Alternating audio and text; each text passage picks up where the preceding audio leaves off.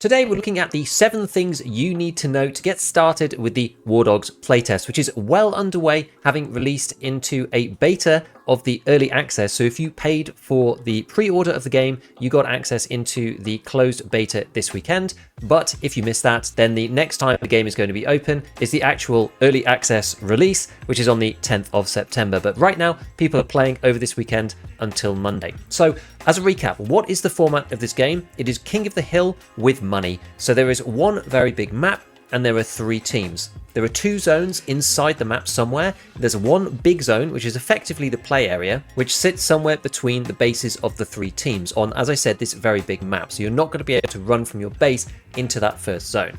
If you're inside the zone, you count as 1 player counter, and at the end of every 30-second period, whichever team has the most number of player counters will receive 1 point. There is a second, smaller zone within the main combat area called the hot zone. If you are stood inside that zone, you count for an extra player token, so you're counting for 2 rather than 1. Again, the game will add up all of these player counters, and whoever has the most at that 30-second period rollover, that team will get 1 point.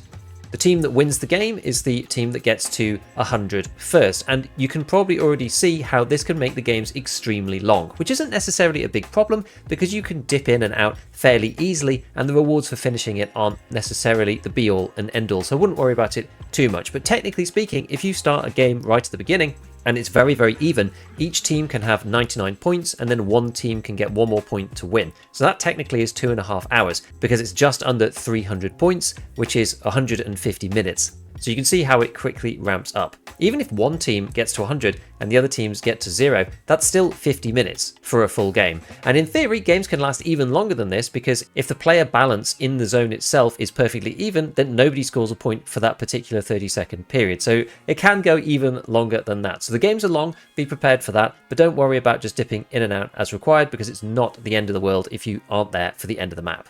So when you spawn in the base, you're going to need to get into that combat zone. It is very far away from the base, as I said, so you are going to need to take a vehicle. Unlike other games of this type, you can't just spawn into the zone with one exception, so you're going to mostly be waiting for other people to drive a helicopter back and forth from the zone to pick you up. It's good to check your map to see whether there's people en route or not, because taking a land vehicle usually takes a lot longer, so it might be tempting to get in so it feels like you're getting there faster, but if you're taking a jeep transport or something with a driver or just buying your own, then often it will take longer than just simply waiting for a helicopter to come and pick you up, assuming that you have 1 or 2 relatively sensible drivers on your team, which for the most part I think I always have at this point. We'll talk a little bit about vehicles later on, but in theory you can go and buy your own vehicle as well, and you can drive yourself or fly yourself into the zone too, if you so wish. The one exception that I was talking about, once a team reaches 20 points, you can spawn using the computer in the base a recon vehicle. If you drive that in, it's the one with the little radar dome on top. If that is in the combat zone and it is stationary, your team members can spawn on that vehicle once every 10 minutes. So it's not very much. The WARDOGS team really don't want people respawning into the zone. There's a little advantage to having that reconnaissance vehicle in the zone itself. And usually people put it somewhere nice and safe and they protect it so that people can spawn on it without getting insta-killed. So next up, onto kits. When you first spawn in, you're going to want to buy something. Now, in the shop, there are various different options. You can see that you've got everything from assault rifles all the way through to LMGs, marksman's rifles, snipers, and bows. But a lot of this stuff isn't going to be unlocked when you first start to play, so you're going to be quite limited in what you can get. What I would do while you're just getting into the game is use the free gear. So the bags are free to begin with, and also the first assault rifle is also free. This means that you're going to be building up some cash, and you won't be losing money if you run in and die, which is inevitably going to happen early, because you have to get to grips with the game first before you can really do anything. So the cheapest loadout is the basic assault rifle. Buy the cheapest possible bag. It will warn you. You can just click on the backpack slot to equip one, and then click on the magazine slot, grab some ammo, and that's going to cost you about $40 per magazine, which really isn't very much at all. 2 magazines is probably sensible, and then from here you can take a pack of loose ammo. Make sure you know which ammunition type your gun is using, so in this case I'm using 5.56, and ammo packs always take up 2x1, no matter how much ammo you have in there. Each time you click, it adds 10 more rounds in this particular case, all the way up to 80, and over 80 obviously you'll have to put it into another slot. But even if you only take 10 bullets, it fills that 2x1 slot up. So you do have to be a bit careful about making sure that you're not just taking 10 rounds. Then take some bandages. That's probably the most expensive part of your kit, but it is worth taking them with you, because if you get shot and get resurrected, then you're going to need to heal yourself back up to full, and each one only heals about a quarter of your HP. So you do actually need quite a lot of bandages. It's probably the most expensive part. Then, theoretically speaking, you can go and buy helmet and armor. I personally think it's worth it. Typically in the hot zone, you'll get $160 every 30-second tick, and if you're in the hot zone itself, you get $320.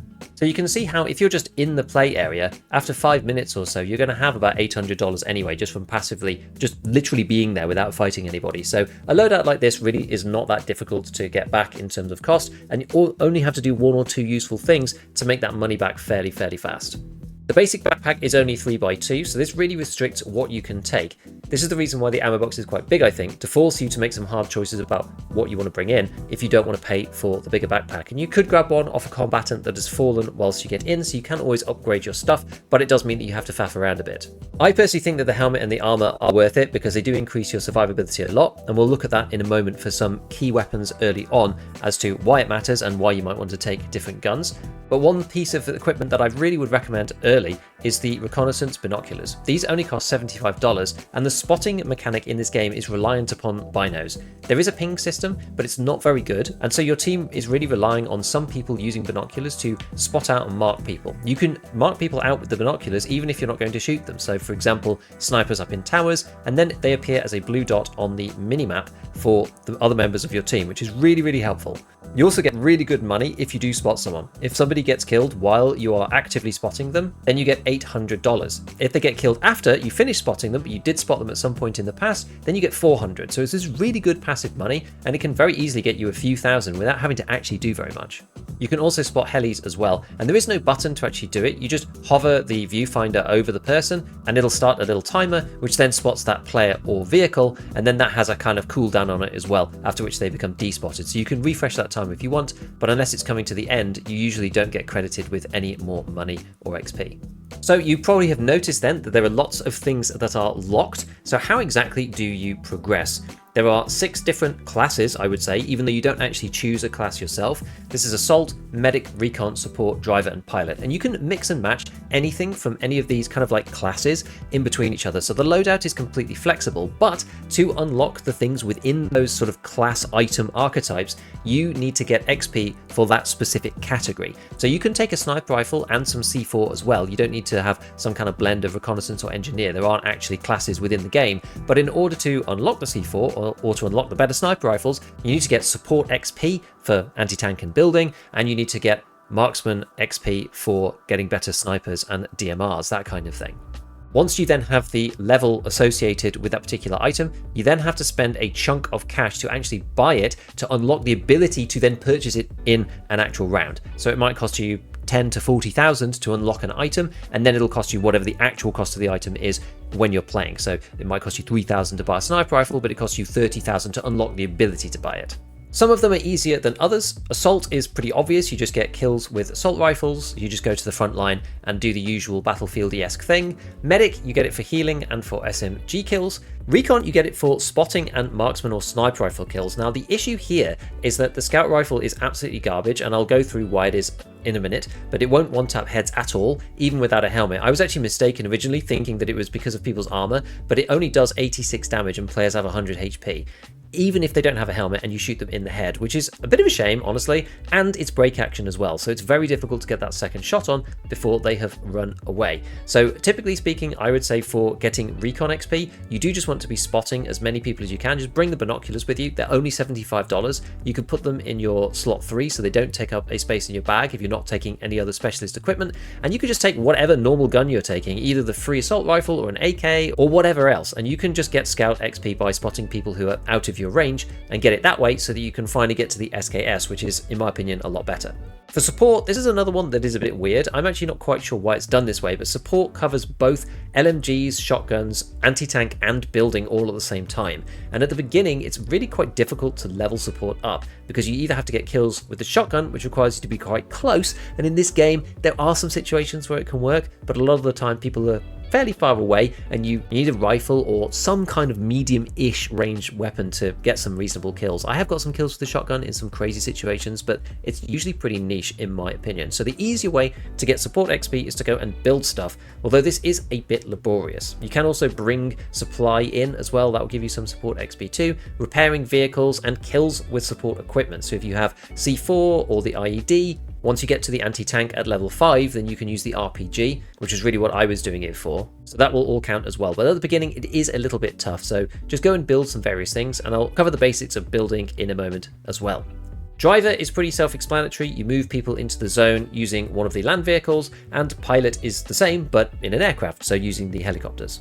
Now, I said I was going to talk about weapons, and this is because you can go into the firing range and you can actually test out the different guns there if you want to see how they perform. Nothing is left to mystery in this game, which I actually really do like. So I said before that the scout rifle on marksman is very, very bad. This is a 5.56 break action rifle, and it can't one-shot an unarmored head. You're only going to do 86 damage, so unless they've taken some damage already, then you are not going to kill them in one shot, even if you headshot them, which I think is a bit of a shame, and it does make getting marksman levels really awful early on, and it means you're much better off trying to spot people rather than actually trying to snipe people. The SKS is much better, but you get this at level 5 recon, so you do need to get some XP some way at least before you can go and buy this one, but this one will one-shot an unarmored head, so get to that if you can.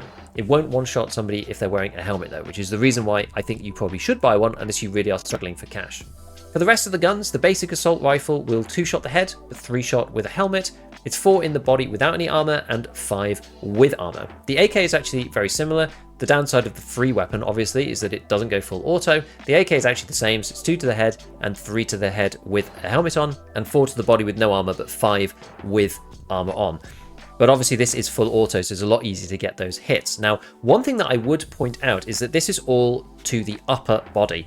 And WARDOGS seem to have an interesting damage model where depending how high you hit them on their thorax, it changes the amount of damage that you do. So arms and legs do the least damage, and then shots to the stomach do the least damage for that kind of chest area. And as the shot gets higher, it does more and more damage. So you're better off shooting at the top level around the neck area if you're not going to hit a headshot, because you're going to get credited with more damage for shooting higher. Same thing with the arms and legs. It starts off very low at the hands and the feet, and the damage increases as it moves up the limb, which is quite interesting.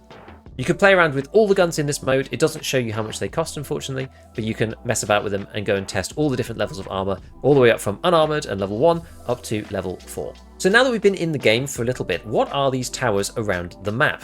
People tend to camp them a lot and build fobs around them and that kind of thing, but it's because they are really important, and the game does a very terrible job of explaining actually what they are for. So you can go inside and you can capture the tower, and each tower has a code inside. You basically need to go to one of the mid-level buildings to the computer and go and capture it.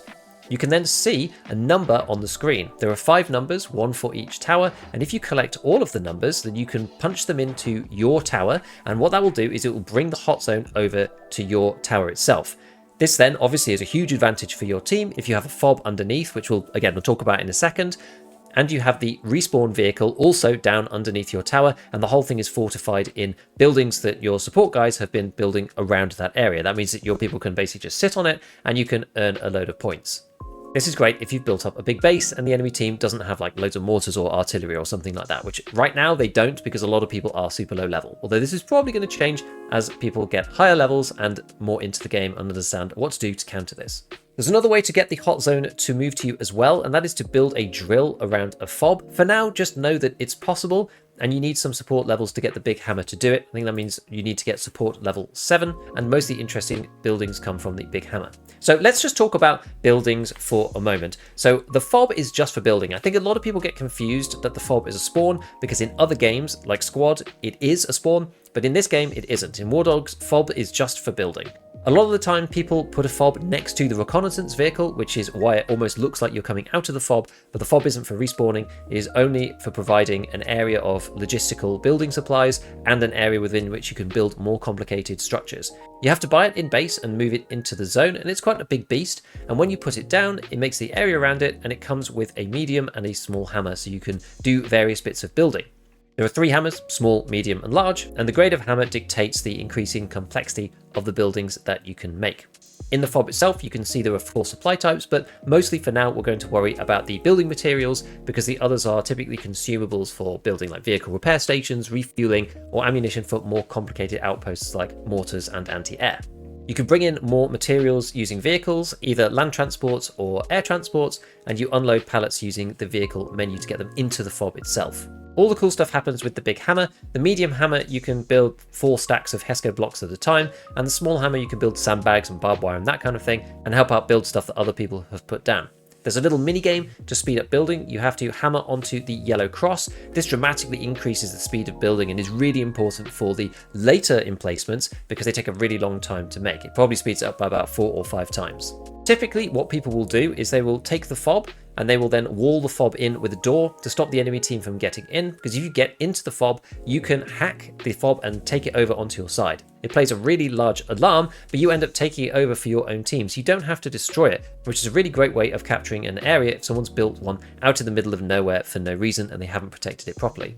Obviously, you can use C4 to blow off the doors and that kind of thing as well, but it does make it much harder for general infantrymen to get in if it is walled off and has a door, which only the team that built it can open.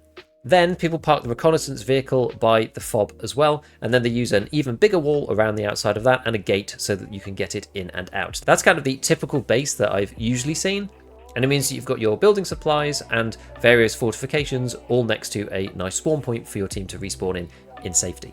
So vehicles themselves, you have to go and buy them from the other vendor. There are 2 vendors, the main one for weapons and ammo and gear, and then another one for vehicles. You've got 2 choices, the land vehicles or the air vehicles, and you have to actually unlock them so that people could get in. You have to go to the driver's side to get in there, and then they unlock the vehicle so that people can get inside.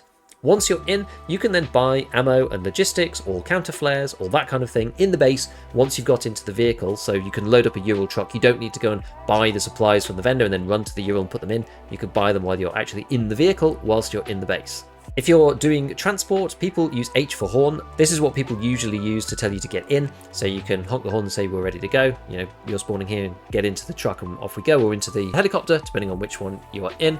And I would say that the driving is pretty self-explanatory for the land vehicles, but helis are much harder. So it's very useful if you do think that you might want to go and look at driving the heli, to go and play with it in the test mode first. You can go over to the vehicle man and spawn in a little bird and give it a try. It's got some interesting controls that I haven't really used before. W and S for pitch, basically tipping the helicopter forwards and backwards. You've got control and shift for powers to the rotor to make you go up and down, and then you've got A and D and Q and E, which are roll and yaw. So it is a little complicated, especially trying to land with a helicopter full of people, and nobody is going to thank you for smashing into the dirt and killing everybody inside. And it also docks you money as well for doing so.